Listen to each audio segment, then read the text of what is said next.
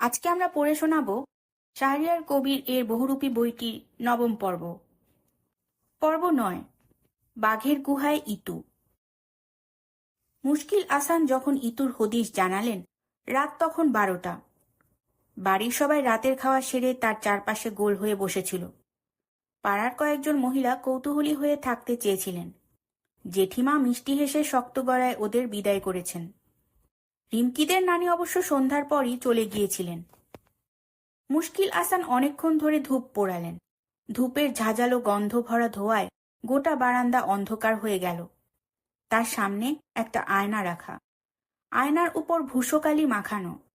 তার চোখ দুটো বোজা ছিল।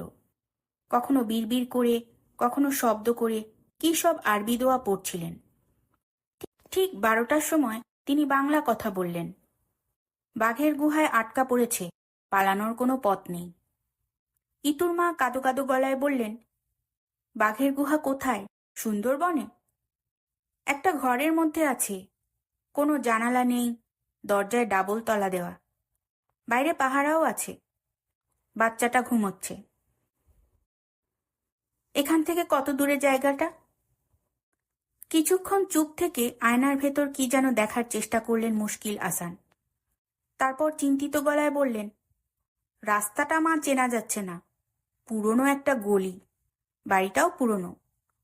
গলির মাথায় সাদা গম্বুজওয়ালা মসজিদ দেখতে পাচ্ছি। রাস্তা চেনা না গেলে বাছার কাছে যাব কিভাবে? বলতে গিয়ে ঝরঝর করে কেঁদে ফেললেন ইতুর মা। উতলা হবে না বেটি, সবর করো, আল্লাহকে ডাকো। আমার পোষা জিনকে পাঠিয়ে সঠিক খবর আনতে হবে। খবিশটাকে ও ছাড়া আর কেউ শায়েস্তা করতে পারবে না। জেঠিমা বললেন, আপনার পোষা জিন বসে আছে কেন হুজুর? ওকে বলুন না এখনই গিয়ে ইতুকে নিয়ে আসুক। ও তো এখন এখানে নেই মা, সফরে গেছে। কাল বাদ এসা ফিরবে, তার আগে কিছুই বলা যাবে না। মেজ ফুপি বললেন, দুঃখীর মা বজ্জাতটা কোথায় আছে জানার কোনো উপায় নেই হুজুর? নিশ্চয়ই আছে, একটু অপেক্ষা করো, বলে আবার চোখ বুজে ধ্যানে বসলেন মুশকিল আসান। ছোটদের ভেতর মৃত্যু আর রন্টু ঝন্টু খুব ভয় পেয়ে গিয়েছিল। ধূপের ঘন সাদা ধোয়ার ভেতর লম্বা চুলদাড়িওয়ালা মুশকিল আসানকে মনে হচ্ছিল এ পৃথিবীর বাসিন্দা নয়। তিনি কথাও বলছিলেন টেনে টেনে, যেন বহুদূর থেকে ভেসে আসছে তার গলা। ছোটন লক্ষ্য করল, বড়দি, ভূপালী জেঠিমা আর দিদা ছাড়া বাড়ির সবাই বারান্দায় বসে আছে। এমনকি ছোটকাও ভালো মানুষের মতো মুখ নিয়ে বসে আছে বড়দার পাশে, যেন ভাজা মাছটি উল্টে খেতে জানে না। অনেকক্ষণ বিড়বিড় করার পর মুখ খুললেন মুশকিল আসান। মেয়েটা খুব ভয় পেয়েছে, পালাচ্ছে গ্রামের পথে। বাঁশবনের ভেতর ভালো করে বোঝা যাচ্ছে না। সঙ্গে আরো দুজন আছে, দুঃখী আর দুঃখীর বাপ। চিবিয়ে চিবিয়ে বললেন মেজ জেঠিমা। পালিয়ে কোথায় যাচ্ছে বলা যাবে না হুজুর। এখনো তো ওরা পথে, কোথাও না যাওয়া পর্যন্ত কি করে বলি কোথায় যাচ্ছে? মুশকিল আসানের আসর ভাঙতে রাত ১টা বাজল, তাও ভাঙত না যদি না তিনি জোর করে সবাইকে উঠিয়ে দিতেন। বললেন, ফজর পর্যন্ত তিনি হালকায় জিকিরে বসবেন। এ সময় কারো কাছে থাকা চলবে না। মিতু, রন্টু, ঝন্টু ওদের ঘরে এসে ঘুমিয়ে পড়ল। বাড়ির অন্য সবাই যে যার ঘরে গিয়ে বাতি নিভিয়ে শুয়ে পড়েছে। ঘুম আসছিল না ছোটনের। বিছানায় শুয়ে শুধু ছটফট করল। ইতু কোথায় আছে, কিভাবে আছে, যারা ওকে আটকে রেখেছে তারা ওকে খেতে দিচ্ছে কিনা, মারধর কি বেশি করেছে, এসব কথা সারাক্ষণ দাপাদাপি করছিল ওর মাথায়। অনেকক্ষণ ধরে বিছানায় এপাশ ওপাশ করে শেষে উঠে বসল ছোটন। ঝন্টু বাতি নিভিয়ে দিয়েছিল। অন্ধকারে বিছানা থেকে উঠে ছাদে গেল ছোটন। চাঁদ ডুবে গেছে অনেক আগে। দমকল অফিসের পেটা ঘড়িতে এরই ভেতর ২টোর ঘণ্টা বেজেছে। চাঁদ না থাকলেও সারা আকাশ জুড়ে ছড়িয়েছিল হীরের কুচির মতো তারার মেলা। তারার আবছা আলোয় ফিনফিনে কুয়াশার ভেতর গায়ে আলোয়ান জড়িয়ে ছোটন ছাদের ওপর পায়চারি করতে লাগল। মুশকিল আসান যে বলেছেন রাতে কেউ ঘর থেকে বেরোবে না, বেরোলে ভয়ানক বিপদ হতে পারে, ওসব কথা ছোটনের মনেই নেই। হাঁটতে হাঁটতে একসময় ছাদের পশ্চিম কিনারে এসে দাঁড়ালো। তখনই ওর চোখে পড়ল গলির মোড়ে বাকের চাচার পান দোকানের সামনে তেরপল ঢাকা ৩টা ট্রাক দাঁড়িয়ে আছে। কুয়াশার ভেতর বোঝা গেল না ট্রাক থেকে মাল নামানো হচ্ছে না তোলা হচ্ছে। লাইট পোস্টের মিটমিটে আলোয় মনে হলো ও বুঝি কোনো নির্বাক বায়োস্কোপ দেখছে। কোথাও কোনো শব্দ নেই। কালো কালো কয়েকটা মানুষ ট্রাকের চারপাশে শুধু বাক্স মাথায় আনাগোনা করছে। একবার ভাবল কাছে গিয়ে দেখবে, পরে ইতুর কথা মনে হলো। ইতুকে ছাড়া একা কোনো অ্যাডভেঞ্চারের কথা ওর ভাবতে ইচ্ছে করল না। পুরো ৩০ ঘন্টা পর ইতুর যখন জ্ঞান ফিরল, তখন ওর চারপাশে ঘুটঘুটে অন্ধকার। প্রথমে মনে হলো ওদের চিলেকোঠার খাটে বুঝি শুয়ে আছে ও, হাত বাড়ালে ছোটনকে ছুতে পারবে। কথাটা মনে হতেই দিব্যি ঘুমিয়ে যাচ্ছিল। ঘুম আসার ঠিক আগে মনে পড়ল ও জেগেছিল পানি খাওয়ার জন্য। তেষ্টায় গলাটা শুকিয়ে কাঠ হয়ে আছে। ওর ঘুম ঘুম ভাবটা চলে গেল। উঠে বসতেই টের পেল এটা ওদের জাজিম বিছানো খাট নয়। শক্ত কাঠের তক্তপোষের ওপর একটা কম্বল বিছানো। বালিশটাও শক্ত আর তেলতেলে। মাঝারি আকারের বদ্ধ ঘরের ভেতর ভ্যাপসা একটা গন্ধ। ঘরের কোনো জানালা নেই। দুটো দরজা বাইরে থেকে বন্ধ। ইতু এখানে এলো কি করে? কে ওর মাথাটা চক্কর দিয়ে উঠল। কয়েক মুহূর্ত চোখ বুজে রইল। তারপর ধীরে ধীরে ওর সব কথা মনে পড়ল। সন্ধেবেলা বর্মনদের দোকানে বসে ইতু তাকিয়েছিল ওদের গলির মুখের দিকে। ভাবছিল কাজের লোকদের কেউ যদি সন্দেহজনকভাবে গলি থেকে বেরোয় তাহলে তাকে লুকিয়ে অনুসরণ করবে। অনেকক্ষণ পর বনমালীকে বেরোতে দেখে ইতুর চোখ দুটো চকচক করে উঠল। রাস্তার এদিকে ওদিকে তাকিয়ে কি যেন খুঁজল বনমালী। তারপর রাস্তা পেরিয়ে বাকের চাচার পান দোকানের সামনে এসে দাঁড়ালো। দোকানের খদ্দের বিদেয় না হওয়া পর্যন্ত বনমালী দাঁড়িয়ে রইল। এর ভেতর কয়েকবার এদিক ওদিক তাকিয়ে কাউকে যেন খুঁজল। ইতুর মনে পড়ল পিকনিকের দিন ওদের বাড়িতে অসুস্থ ভূপালী জেঠিমা আর দুঃখীর মা ছাড়া অন্য কেউ ছিল না।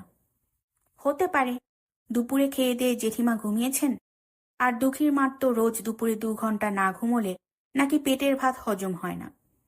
সেই ফাঁকে বনমালী গিয়ে যদি হীরের নেকলেসটা চুরি করে, ধরার কারো সাধ্য নেই। বনমালী জানে বাড়িতে যে মুশকিল আসান এসেছেন। ভূপালী জেঠিমা বলেছেন ২৪ ঘন্টার ভেতর নাকি তিনি চুরি যাওয়া হারের সন্ধান দিতে পারবেন। বনমালী নিশ্চয়ই বুঝেছে হারটি বাড়িতে রাখা নিরাপদ নয়। রাত পোহাবার আগেই ওটা কোথাও পাচার করে দিতে হবে।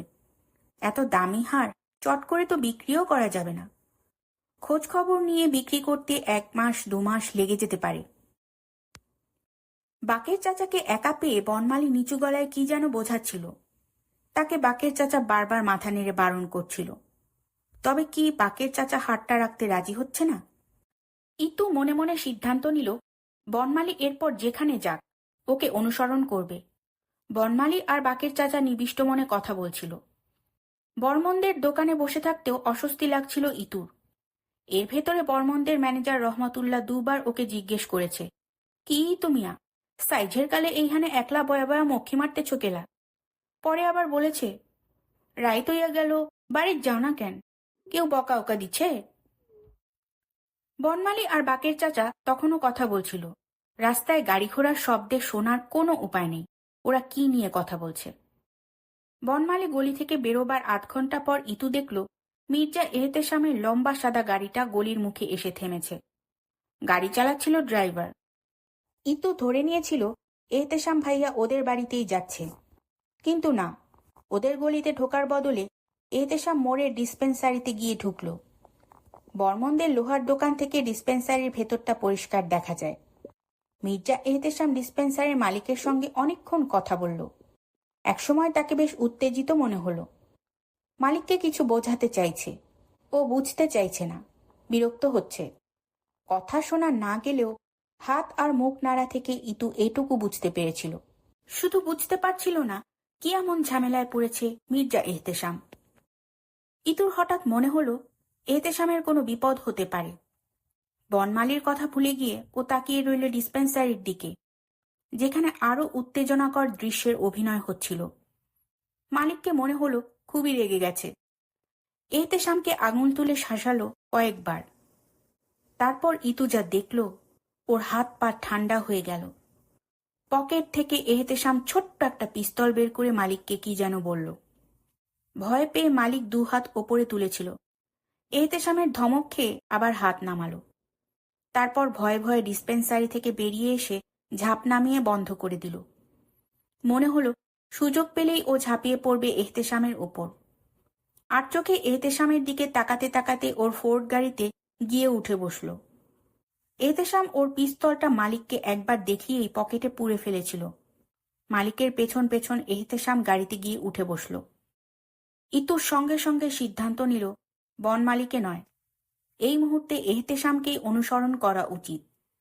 হীরের নেকলেসের চেয়ে বড়দির কথাই ভাবল। মনে হলো ডিসপেন্সারির মালিকটা নিশ্চয়ই খারাপ লোক, এহতেশামকে কোনো ব্যাপারে ঠকিয়েছে। আজ কায়দা মতো পেয়ে ওকে কোথাও নিয়ে যাচ্ছে। কিন্তু যাচ্ছে কোথায়? উল্টো কোনো বিপদে পড়বে না তো? আর কদিন বাদে বড়দির সঙ্গে মির্জা এহতেশামের বিয়ে। যদি ওর কোনো বিপদ হয়, ভাবতেই শিউরে উঠল ইতু। নিতাইকে ডেকে চাপা গলায় ইতু বলল, তোর সাইকেলটা নিচ্ছি, কাল ফেরত পাবি। নিতাই কি যেন বলতে যাচ্ছিল, ওকে কোনো সুযোগ না দিয়ে ইতু সাইকেল চালিয়ে অনুসরণ করল এহতেশামের সাদা ফোর্ড গাড়িটাকে। এদিকে রাস্তাঘাট বেশ সরু। রাত তখন প্রায় 8:30 হলেও রাস্তায় রিকশা, ঘোড়াগাড়ি, সাইকেল আর পথচারী খুব কম ছিল না। সাইকেলে করে ফোর্ড গাড়ি অনুসরণ করতে ইতুর কোনো অসুবিধে হলো না। 2-3টে রাস্তা পেরিয়ে ফোর্ড গাড়িটা ফরাসগঞ্জ এসে দিলীপদের পুতুলওয়ালা বাড়ির পাশে দাঁড়ালো। এই রাস্তা, এই বাড়ি ইতুর অচেনা নয়। দিলীপ আর ও এক ক্লাসে পড়ে।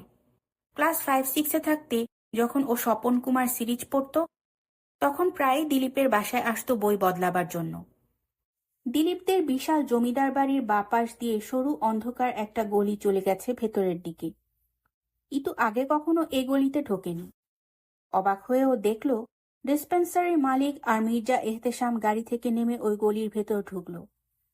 ইতু সাইকেলটা দিলীপদের দারোয়ানের কাছে রেখে পায়ে হেঁটে অনুসরণ করল ওদের। গলিটা বেশ অন্ধকার।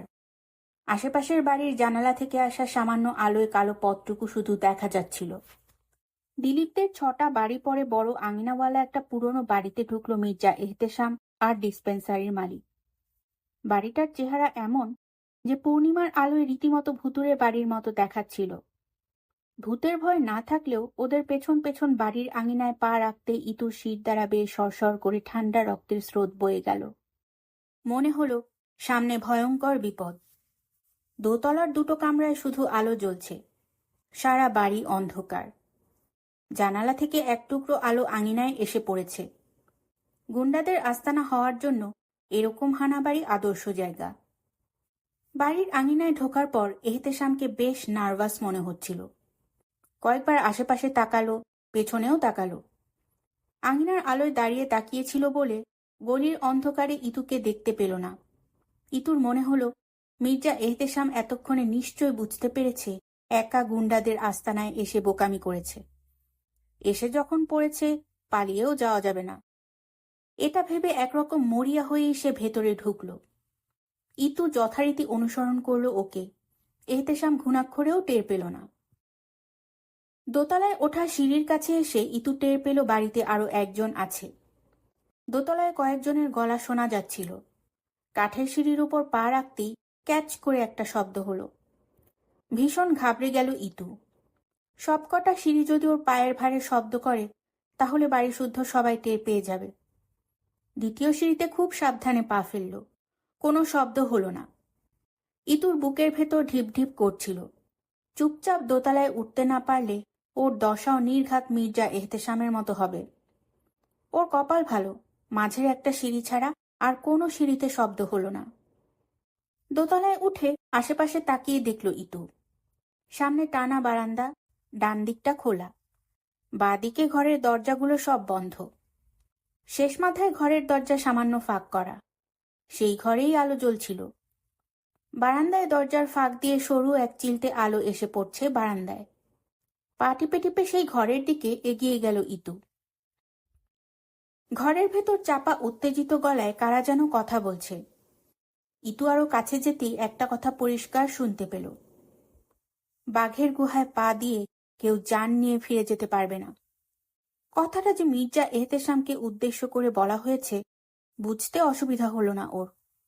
ইতু কি করবে? ঘরের ভেতর ঢুকবে না দৌড়ে পুলিশে খবর দেবে? কথাটা ভাবতে না ভাবতেই পেছন থেকে সাঁড়াশির মতো শক্ত দুটো হাত ওকে জাপটে ধরল। চমকে উঠে ছটকা মেরে নিজেকে ছাড়াতে গিয়ে টের পেল ওকে যে ধরেছে তার গায়ের জোর ওর চেয়ে 10 গুণ বেশি। ঠিক তখনই আরেকজন ভেজা একটা রুমাল ওর নাকে চেপে ধরল। ক্লোরোফর্মের গন্ধে ও জ্ঞান হারাবার আগে মির্জা এহতেশামের কথা শুনেছিল। কথাটা ছিল চমকে ওঠার মতো। ইতু অন্ধকার ঘরে শক্ত তক্তপোষে বসে মনে করতে পারল না এহতেশাম কি বলেছিল। বিছানা থেকে নেমে দাঁড়ালো ইতু। বন্ধ দরজার পাশে টেবিলের ওপরে হারিকেন আর একটা টিনের থালা রাখা হয়েছে। হারিকেনের আলোটা কমিয়ে রেখেছে। কাছে গিয়ে দেখল থালায় শুকনো 2খানা আটার রুটি ছাড়া আর কিছু নেই। পাশে ময়লা তোবড়ানো জগে পানিও রয়েছে। কোনো কিছু না ভেবে ইতু অর্ধেকটা পানি খেয়ে ফেলল। এতক্ষণ ধরে যে অস্বস্তিটা ছিল সেটা খানিকটা কাটল। রুটি দেখে মনে হলো ওর ভীষণ খিদে পেয়েছে। এক টুকরো রুটি ছিঁড়ে মুখে দিল। বাসি শুকনো আটার রুটি যে খেতে এত উপাদেয় এটা ওর আগে জানা ছিল না। আস্তে আস্তে 2টো রুটির সবটাই খেয়ে ফেলল ও। জগ থেকে আরো পানি খেল। তারপর তক্তপোষের ওপরে বসে ভাবল এটাই তাহলে বাঘের গুহা। বাড়ির কথা মনে হলো ওর। ছোটনরা কি করছে এখন? কতক্ষণ এখানে আটকে আছে ও? বাড়িতে নিশ্চয়ই হইচই শুরু হয়ে গেছে। মুশকিল আসান যদি লুকোনো নেকলেসের কথা বলতে পারেন ওর সন্ধানও দিতে পারবেন। কোথাও কোনো শব্দ নেই। বোঝার কোনো উপায় নেই বাইরে এখন রাত না দিন। এটা কি দিলীপদের পাশের গলির সেই হানাবাড়ি, না অন্য কোথাও? কিছুই বুঝতে পারল না ইতু। শুধু এটুকু বুঝল যারা আটকে রেখেছে তারা ওকে এখনই মেরে ফেলবে না। কারা এরা? ছেলে ধরা, গুন্ডা, না অন্য কিছু? ভাবতে গিয়ে ইতুর আবার ঘুম পেল। 9ম পর্ব এখানেই শেষ। সবাইকে 10ম ও শেষ পর্ব শোনার আমন্ত্রণ জানিয়ে আজকের মতো এখানেই শেষ করছি। অনেক ধন্যবাদ।